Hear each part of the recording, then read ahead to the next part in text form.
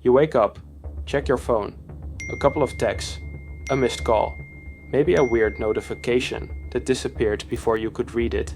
You shrug, open Instagram, scroll past breakfast photos, and political outrage. Everything feels normal, but it isn't.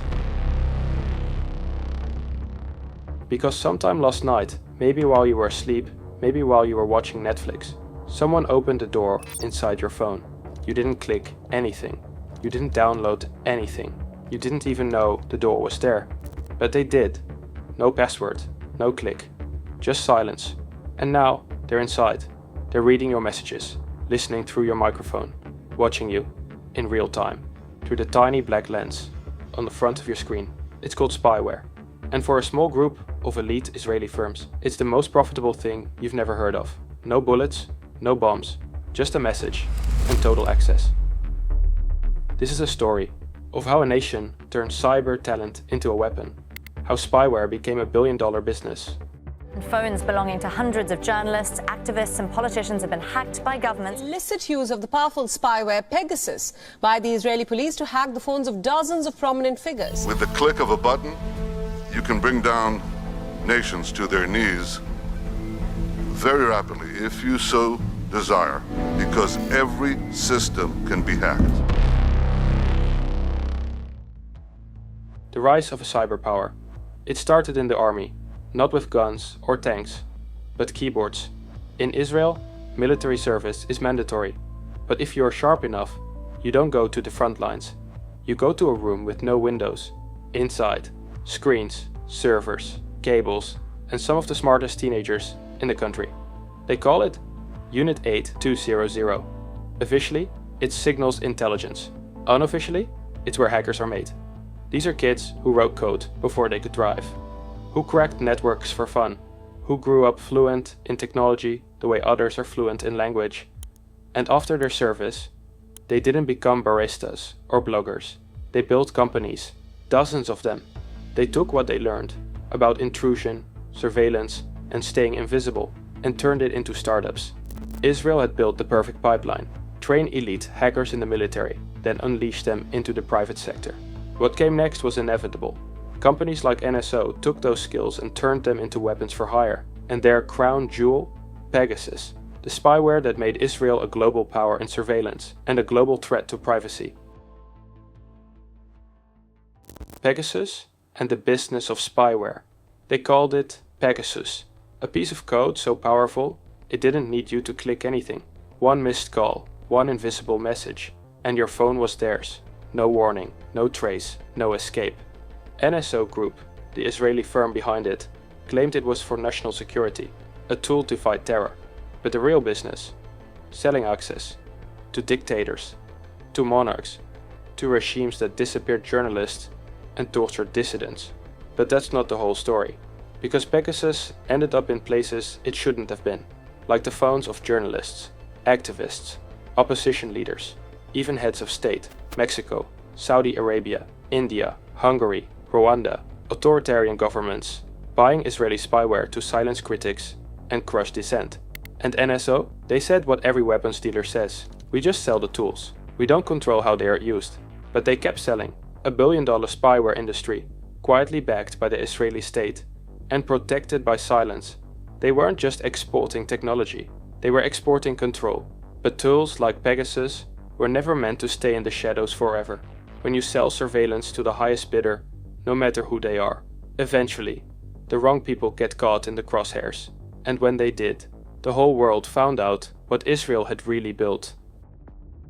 The global scandal. In 2019, a Moroccan journalist, Omar Radi, noticed his phone was acting strange. Too much battery drain, too much data moving in the middle of the night. He sent it to Amnesty International's security lab. What they found cracked the whole thing open. Buried deep in the system were traces of Pegasus, hidden but not gone. Digital fingerprints left by a tool that was supposed to leave none. It wasn't just him. Forensic investigators began checking other phones in France, in India, in Rwanda, in Saudi Arabia. The same infection kept appearing. Then came the leak.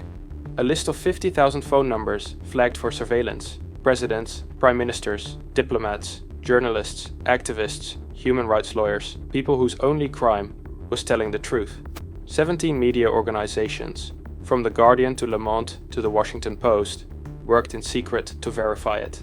The result? Pegasus wasn't a tool gone rogue. It was doing exactly what it was built to do. Phones infected, lives exposed, conversations stolen straight out of encrypted apps. NSO Group claimed it was all a misunderstanding, just a few bad clients. But Pegasus wasn't alone.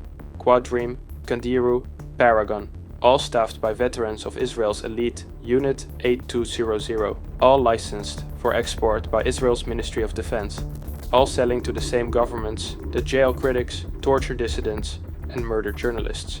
The backlash was global. Apple sued NSO, the US blacklisted them. Parliaments demanded answers.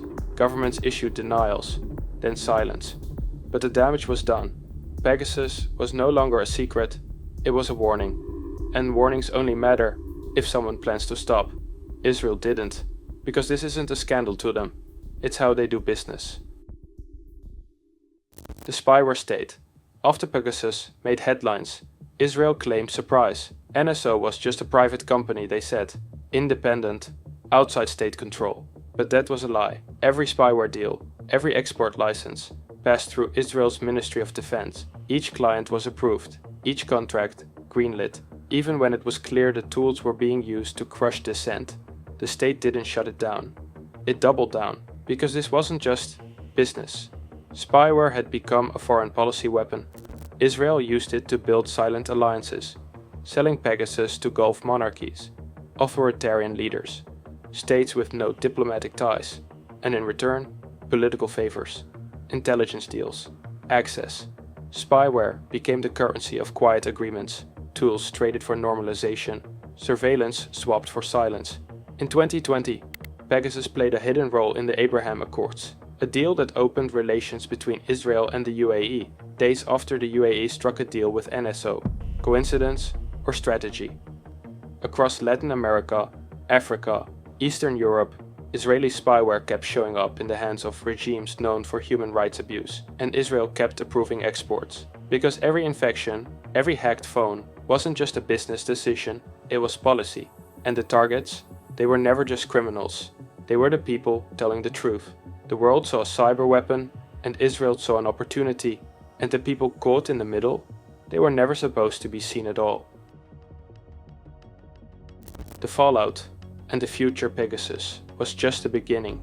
After it was exposed, Israel's spyware industry didn't shut down. It adapted. Quadream was caught selling similar tools to governments with a record of jailing dissidents. Candiru was linked to attacks in at least 10 countries, targeting political opponents and journalists. Even as NSO faced lawsuits from Apple and WhatsApp, new companies emerged, many run by the same veterans of Israel's Unit 8200. The market for hacking phones has only grown. Zero-click infections, zero-day exploits worth millions. No antivirus can stop them. And they're not just in the hands of states. Private brokers now act as middlemen, connecting the spyware to whoever's willing to pay. If you're a journalist, an activist, or a political rival, you're already on the risk list. And if you think you're safe because you're just a regular person, think again. These tools don't discriminate. They're built to collect, not to care. A global surveillance market with no rules, no oversight, and no way to know if you're a target until the damage is done. If you want to keep uncovering stories like this and understand the hidden systems shaping our world, subscribe to the channel, because the people who build these tools want you silent. We're here to make sure you're not.